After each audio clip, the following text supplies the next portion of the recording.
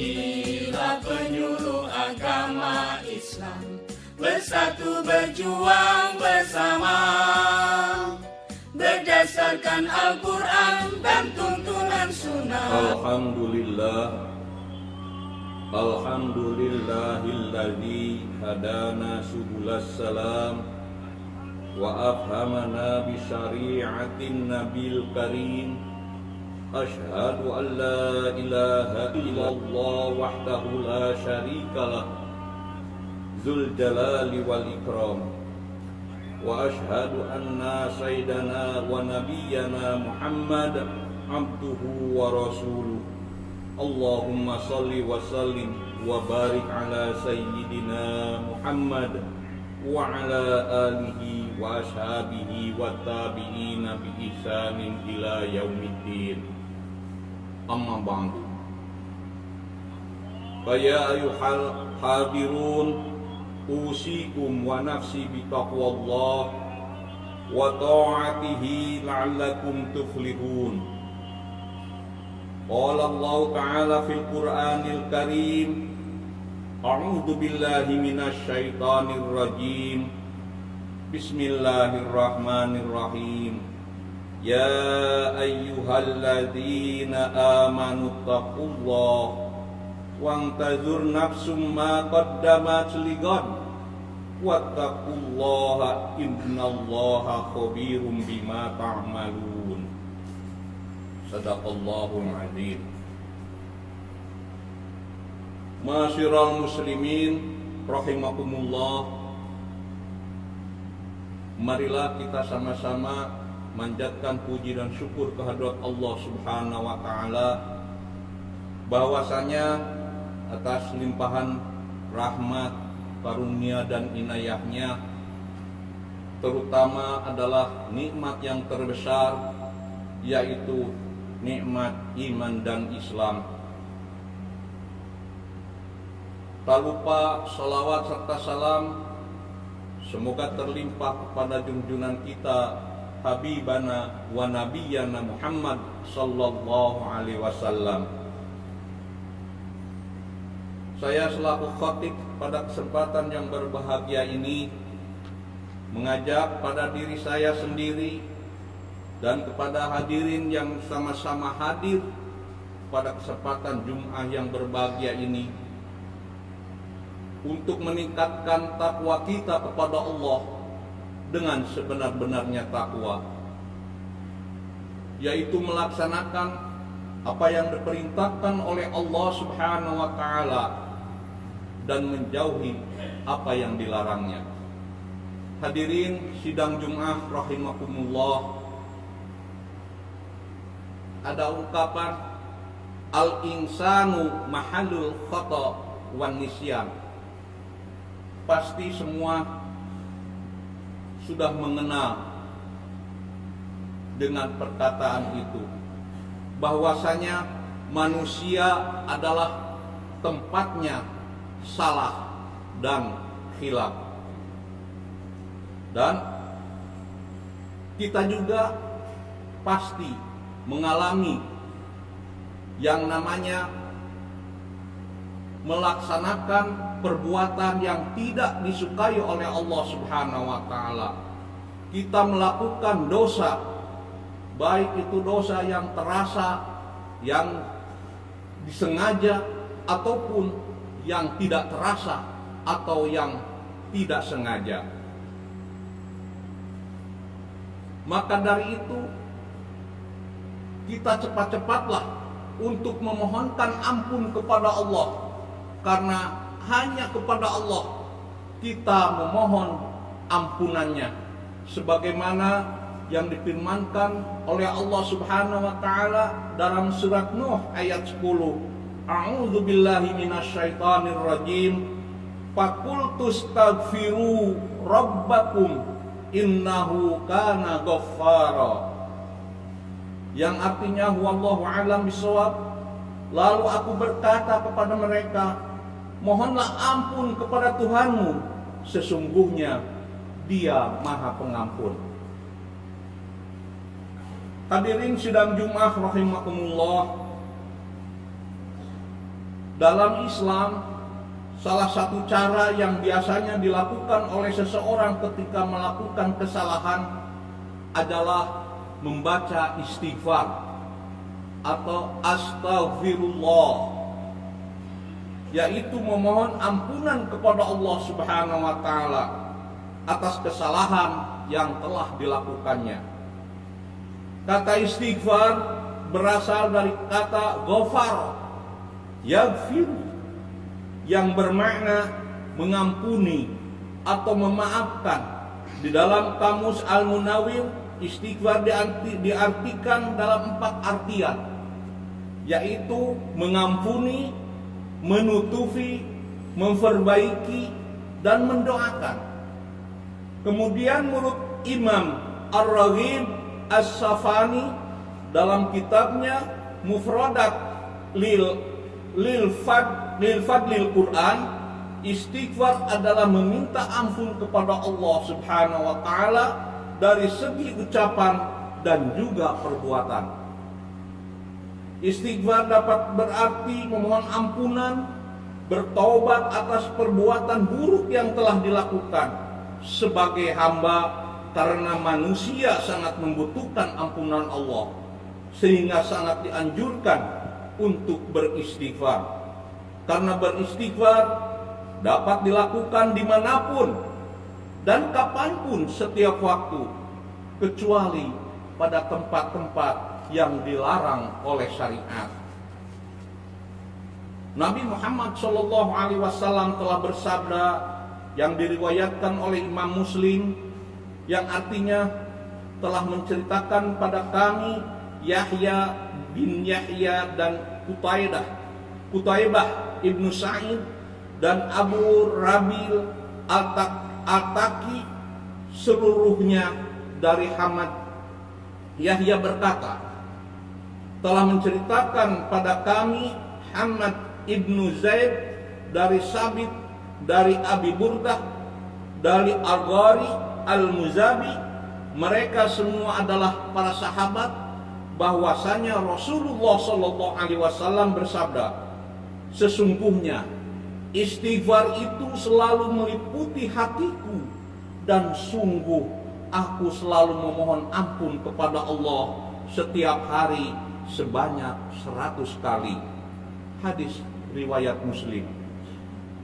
Hadirin sidang Jumat rahimakumullah, Rasulullah SAW saja yang kedudukannya jelas di sisi Allah dan mutlak untuk masuk ke dalam surganya Allah, masih beristighfar 100 kali dalam sehari.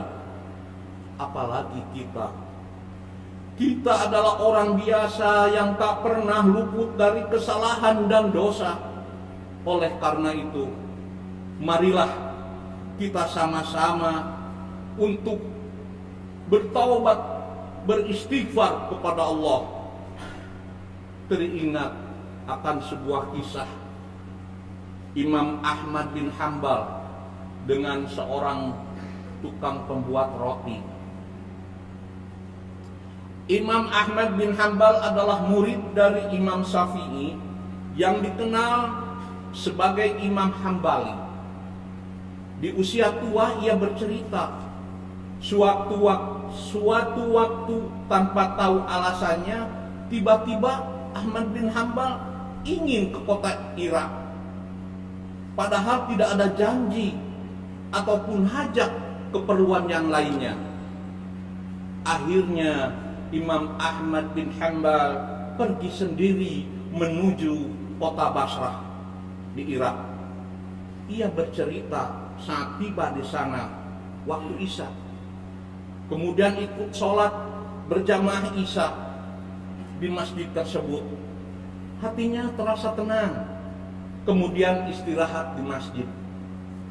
Begitu selesai sholat dan jamaah bubar, Imam Ahmad ingin tidur di masjid. Tiba-tiba marbot masjid datang menemui Imam Ahmad sambil bertanya, "Mengapa Syekh?" Panggilan kepada sesepuh atau orang tua di sana. "Mau apa di sini?" Marbot tidak tahu kalau yang ditegurnya itu adalah seorang Imam Ahmad. Imam Ahmad pun tidak memperkenalkan dirinya. Di Irak semua orang kenal Imam Ahmad sebagai seorang ulama besar dan ahli hadis. Sosok ulama yang sangat soleh dan zuhud. Zaman itu tidak ada foto sehingga orang tidak tahu wajahnya, hanya tahu namanya, sudah terkenal. Imam Ahmad menjawab, "Saya ingin istirahat. Saya sedang musafir."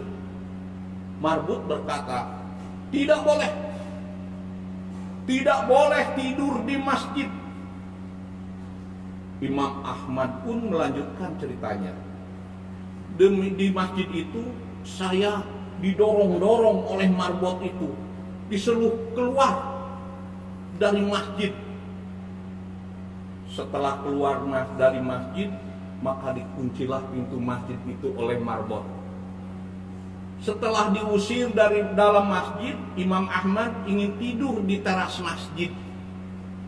Ketika sudah berbaring di teras masjid, marbutnya datang lagi dan marah-marah kepada Imam Ahmad. Marbut itu mengatakan, "Mau apa lagi, Syekh?"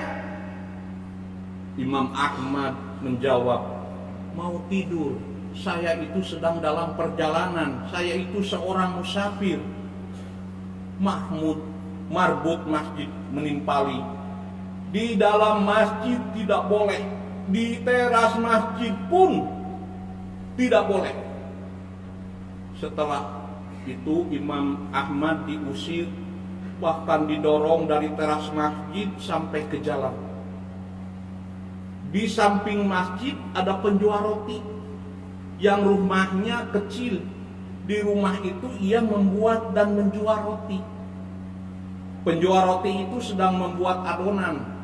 Sambil melihat kejadian, Imam Ahmad didorong-dorong oleh marbut ke jalan.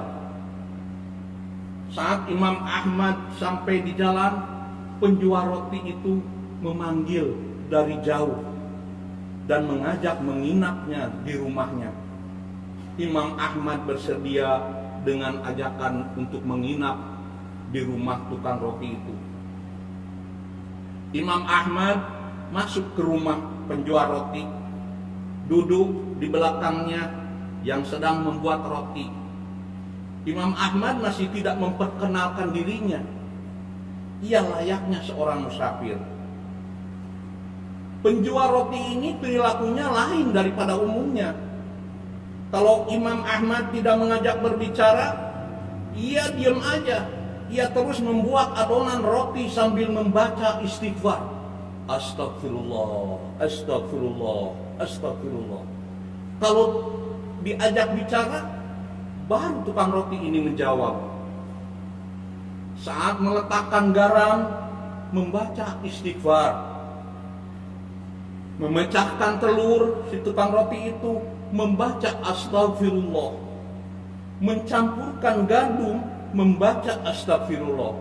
Ia selalu mengucap astagfirullah. Imam Ahmad memperhatikan terus, lalu bertanya, "Sudah berapa lama kamu lakukan ini?" Yaitu membaca istighfar setiap saat.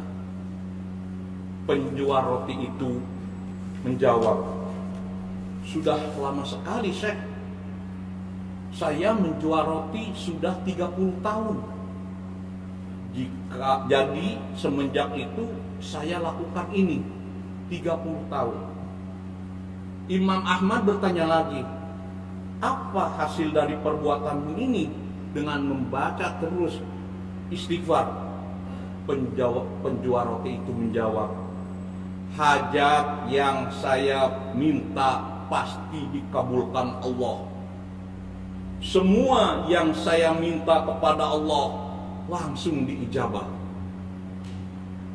Penjual roti menambahkan, "Semua dikabulkan Allah ya Syekh, kecuali satu."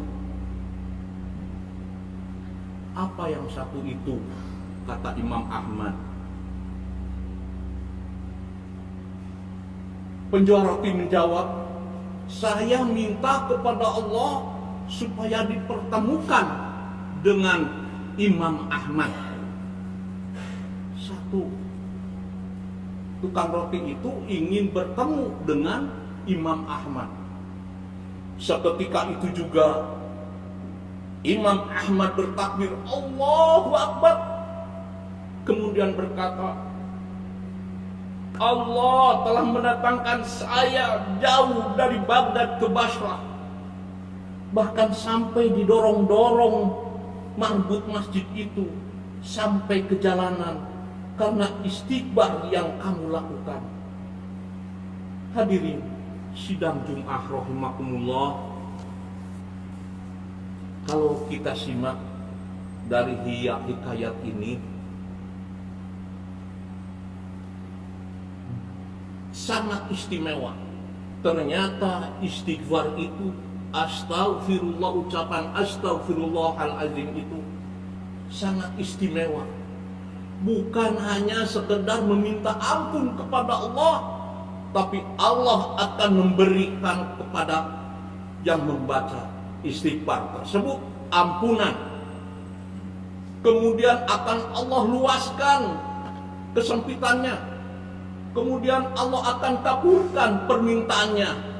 Dan Allah akan mendatangkan rizki kepadanya dari arah yang tidak disangka-sangka. Sebagaimana sabda Rasulullah Sallallahu Alaihi Wasallam yang diriwayatkan dari Ahmad, dari Ibnu Abbas, man aksara minal istighfar ja'alallahu lahu min kulli ham faraja wa min kulli dikin makhraja wa razaqahu min haitsu la yahtasib. Barang siapa yang memperbanyak istighfar, niscaya Allah memberikan jalan keluar bagi setiap kesedihannya,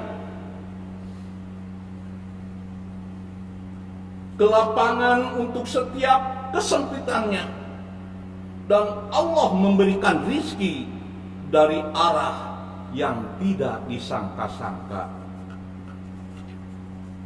Maka dari itu, marilah saya mengajak kepada diri saya sendiri, juga kepada hadirin jamaah Jumat rahimakumullah yang sama-sama hadir di Masjid An-Nabati ini. Marilah kita untuk memperbanyak zikir kepada Allah di mana saja, kapan saja, kecuali tempat-tempat yang dilarang oleh syar'i seperti di WC misalnya. Kita sedang bekerja, bacalah istighfar. Astagfirullah, astagfirullah, astagfirullah. Kita sedang mengendarai kendaraan, baca istighfar. Astagfirullah, astagfirullah, astagfirullah. Agar selalu mulut kita ini, bibir kita ini melafazkan kalimat thayyib, kalimat yang sangat istimewa, istighfar yang merupakan memohon ampun kepada Allah Subhanahu wa taala. Dan insya Allah selain kita diampuni segala dosanya, Allah akan memberikan rizki yang tidak disangka-sangka, juga akan melapangkan kesempitan dari kesusahan kita.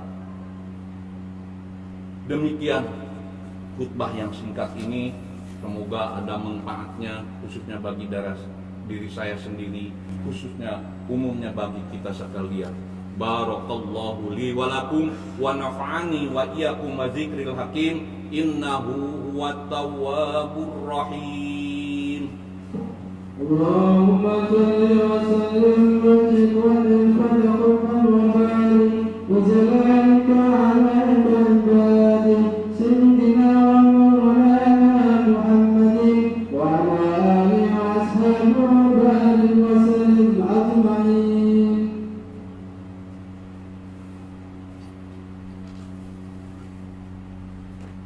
Alhamdulillah, Alhamdulillah ala ihsanihi wa syukru lahu ala taufiqihi wa amtinani.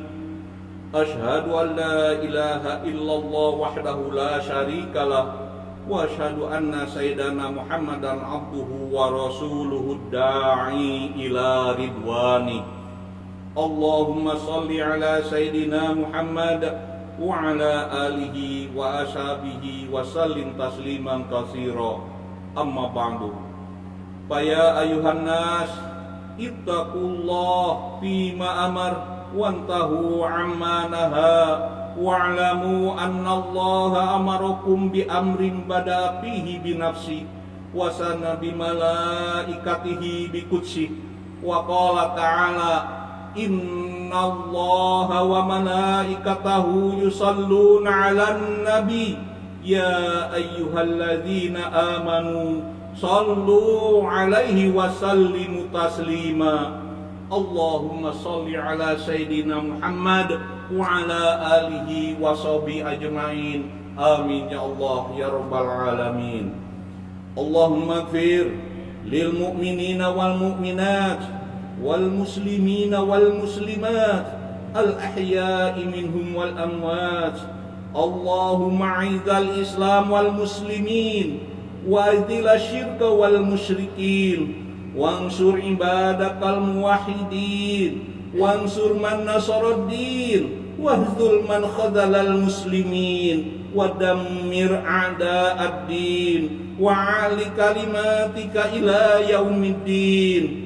Allahumma adfa' annal bala wal waba wal zalazila wal mihana wasu al fisnati wal mihana ma dhahara minha wa ma batana an baladina Indonesia khassa wa sairil buldanil muslimina amma ya rabbal alamin. Rabbana zalamna anfusana wa illam taghfir lana wa tarhamna lanakunanna minal khasirin. Rabbana atina fid dunya hasanah wa fil akhirati hasanah wa qina azaban nar. Ibadallah, innallaha ya'muru bil 'adli wal ihsan wa ita'i dzil qurba wa yanha 'anil fahsya'i wal munkar wal baghi ya'idukum la'allakum tadhakkarun. Astaghfirullahal azim li wa lakum. Allahu akbar.